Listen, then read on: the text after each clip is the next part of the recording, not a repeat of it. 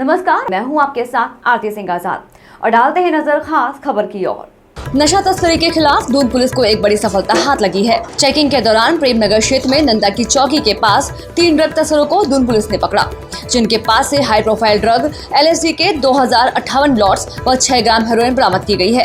जिसकी अंतर्राष्ट्रीय बाजार में कीमत 2 करोड़ 5 लाख की आंकी गई है। पूछताछ में अभियुक्तों ने बताया कि डार्क वेब के माध्यम से वह इन ड्रग्स को मंगवाते थे और उनके द्वारा यह कॉलेज स्टूडेंट्स व प्राइवेट पार्टियों में सप्लाई की जानी थी, लेकिन पुलिस की मुस्तैदी के चलते उनकी योजना नाकाम साबित हुई। अब पुलिस इनके पीछे अन्य तस्करों की भी तलाश कर रही है। देखा जाए तो पूरे विदेशों में सबसे ज्यादा जो कारोबार है वो इलीगल आमतौर ड्रग्स का ही, और ड्रग्स इसलिए ज्यादा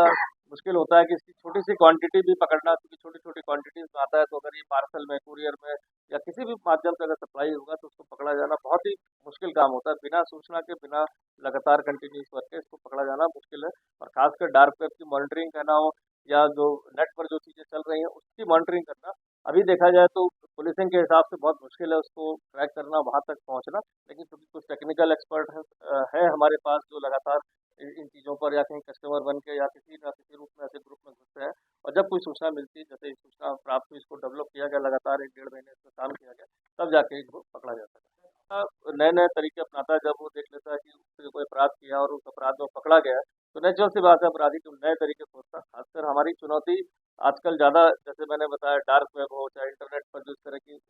सामग्रियों को बेचने की बात हो, तो इस तरह की चीज़ों पर नज़र रखना थोड़ा सा मुश्किल इसलिए होता है कि इसमें मुखबिर तंत्र हमारा, जैसे हम फिजिकल रूप में तो मुखबिर तंत्र और हमें अपने लोगों से हमें सूचनाएं प्राप्त हो जाती हैं, लेकिन जो इंटरनेट ऐसी चीज़ है, जहाँ डार्क वेब ऐसी चीज़ है, जहाँ पर पेनिट्रेट करना, जहाँ पर घुसकर अपनी आइडेंटिटी को छुपाकर वहाँ पर कोई डील करना या वहाँ की कोई सूचना को निकालना एक बहुत ही मुश्किल काम है। लेकिन चूंकि हमारी टेक्निकल टीम अभी जिस तरह से चैलेंजेस आ रहे हैं, उस हिसाब से अपने आप को भी ट्रेनिंग करके और नई नई चीज़ों को जानकर वो अपने आप को एक्सपर्ट बना रहे हैं। तो मुझे लगता है कि अगर वो एक्सपर्ट होंगे बदमाश, तो पुलिस भी उतनी एक्सपर्ट होगी उनको पकड़ने की। आप देखिए, ये